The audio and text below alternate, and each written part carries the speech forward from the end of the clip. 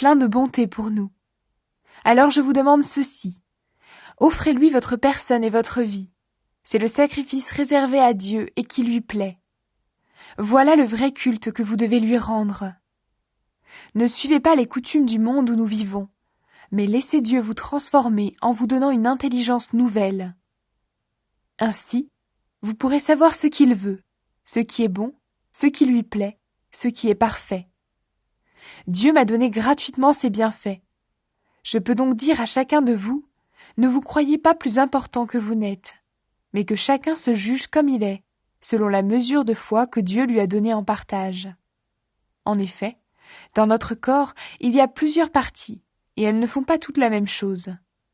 De même, nous qui sommes plusieurs, nous formons tous ensemble un seul corps en étant unis au Christ. Et nous sommes tous unis les uns aux autres, chacun à sa place, comme les parties d'un même corps. Nous avons reçu de Dieu des dons, et ils sont différents pour chacun de nous. Alors si quelqu'un a le don de parler comme un prophète, qu'il parle en accord avec la foi commune à tous. Si quelqu'un a le don de servir, qu'il serve. Si quelqu'un a le don d'enseigner, qu'il enseigne. Si quelqu'un a le don d'encourager, qu'il encourage. Celui qui donne doit donner sans compter. Celui qui dirige la communauté doit le faire avec ardeur. Celui qui aide les pauvres doit le faire avec joie. Que votre amour soit vrai. Détestez le mal. Attachez-vous au bien. Aimez-vous de tout votre cœur comme des frères et sœurs chrétiens. Soyez toujours les premiers à vous respecter les uns les autres. Servez le Seigneur activement, sans paresse et de tout votre cœur. Soyez dans la joie à cause de votre espérance. Restez patient dans le malheur. Continuez à prier fidèlement. Aidez les chrétiens qui en ont besoin. Recevez bien ceux qui viennent chez vous. Souhaitez du bien à ceux qui vous font souffrir. Souhaitez du bien et non du mal. Soyez dans la joie avec ceux qui sont dans la joie. Pleurez avec ceux qui pleurent. Soyez bien d'accord entre vous. Ne cherchez pas de grandes choses, mais laissez-vous attirer par ce qui est simple. Ne vous prenez pas pour des sages. Ne rendez à personne le mal pour le mal. Cherchez à faire le bien devant tous. Autant que possible, si cela dépend de vous, vivez en paix avec tous. Amis très chers, ne vous vengez pas vous-même, mais laissez la colère de Dieu agir. En effet, dans les livres saints, le Seigneur Dieu dit « À moi la vengeance, c'est moi qui donnerai à chacun ce qu'il mérite. » Mais il dit aussi « Si ton ennemi a faim, donne-lui à manger. S'il a soif, donne-lui à boire. » Alors si tu fais cela, c'est comme si tu mettais des charbons brûlants sur sa tête. Ne te laisse pas vaincre par le mal, mais sois vainqueur du mal par le bien. Les autorités sont au service de Dieu pour conduire au bien. Chacun doit obéir aux autorités placées au-dessus de nous. En effet, toute autorité vient de Dieu, et c'est Dieu qui donne leur place à celles qui existent. Alors, si quelqu'un lutte contre les autorités, il lutte contre l'ordre voulu par Dieu, et ceux qui refusent de leur obéir seront condamnés. Quand on fait le bien, on ne doit pas avoir peur des autorités officielles, mais on doit avoir peur d'elles quand on fait le mal. Tu ne veux pas avoir peur des autorités? Alors fais le bien, et tu recevras leurs félicitations. Oui, les autorités sont au service de Dieu pour te conduire au bien.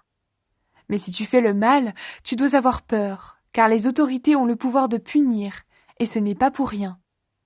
Quand les autorités punissent, elles sont au service de Dieu. Elles montrent la colère de Dieu contre celui qui fait le mal. C'est pourquoi il faut leur obéir, non seulement pour éviter la colère de Dieu, mais encore parce que notre conscience nous le demande. C'est aussi pour cela que vous payez des impôts. En effet, les fonctionnaires qui les demandent sont chargés de ce travail par Dieu. Donnez à chacun ce que vous lui devez. Si c'est l'impôt, payez l'impôt. Si c'est une taxe, payez-la. Si c'est l'obéissance, obéissez. Si c'est le respect, soyez respectueux. Aimer les autres, c'est obéir à la loi de Dieu. N'ayez aucune dette envers personne, sauf la dette de l'amour que vous devez avoir entre vous. Celui qui aime les autres obéit parfaitement à la loi. En effet, vous connaissez les commandements. Ne commets pas d'adultère, ne tue personne, ne vole pas, ne désire pas ce qui ne t'appartient pas.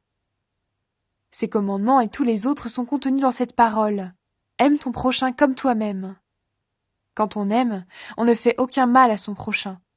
Par conséquent, aimer, c'est obéir parfaitement à la loi. Être prêt quand le Christ viendra. Vous connaissez le temps où nous sommes. C'est le moment de sortir de votre sommeil. En effet, quand nous avons cru au Christ, le salut était encore loin. Maintenant, il est plus près de nous. La nuit est bientôt finie, le jour va se lever. Alors débarrassons-nous des actions mauvaises commises pendant la nuit. Prenons les armes utilisées en pleine lumière. Menons une vie honnête comme en plein jour.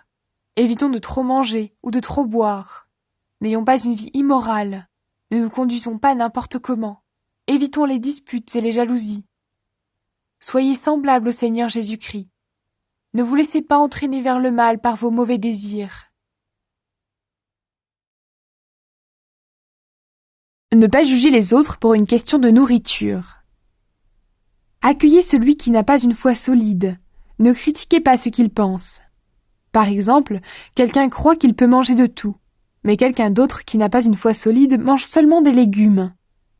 Celui qui mange de tout ne doit pas mépriser celui qui ne mange pas certains aliments. Et celui qui ne mange pas certains aliments ne doit pas juger celui qui mange de tout, car Dieu l'a accueilli. Qui es-tu, toi, pour juger le serviteur d'un autre? S'il reste debout ou s'il tombe, c'est l'affaire de son maître. Et il restera debout, parce que le Seigneur est capable de le soutenir. Quelqu'un pense que certains jours sont plus importants que d'autres. Quelqu'un d'autre pense qu'ils sont tous pareils. Chacun doit être bien persuadé de ce qu'il pense. Celui qui fait des différences entre les jours fait cela pour le Seigneur. Celui qui mange de tout fait cela pour le Seigneur, car il remercie Dieu. Et celui qui ne mange pas de tout fait cela pour le Seigneur, et lui aussi remercie Dieu. Personne parmi nous ne vit pour soi-même, et personne ne meurt pour soi-même. Si nous vivons pour le Seigneur. Si nous mourrons pour le Seigneur. Alors, en vivant ou en mourant, nous appartenons au Seigneur. Oui, le Christ est mort et il est revenu à la vie, pour être le Seigneur des morts et des vivants. Mais toi, pourquoi juger ta sœur ou ton frère chrétien? Et toi, pourquoi les mépriser? En effet, nous devrons tous nous présenter devant le tribunal de Dieu. Dans les livres saints, on lit « Moi, le Seigneur vivant, je le jure, tous les êtres humains se mettront à genoux devant moi, et tous me rendront gloire. » Ainsi, chacun de nous devra rendre des comptes à Dieu. Cherchez ce qui sert la paix. Arrêtons donc de nous juger les uns les autres. Mais voici plutôt ce que vous devez décider. Ne mettez rien devant votre frère ou votre sœur pour leur faire perdre l'équilibre ou pour les pousser au mal. Je le sais, et grâce au Seigneur Jésus, j'en suis sûre. Rien n'est impur. Mais si quelqu'un pense qu'une chose est impure, elle devient impure pour lui. Si tu fais de la peine à ton frère ou à ta sœur à cause de ce que tu manges, tu ne vis plus selon l'amour. Pour une question de nourriture, ne va pas détruire un frère ou une sœur pour qui le Christ est mort.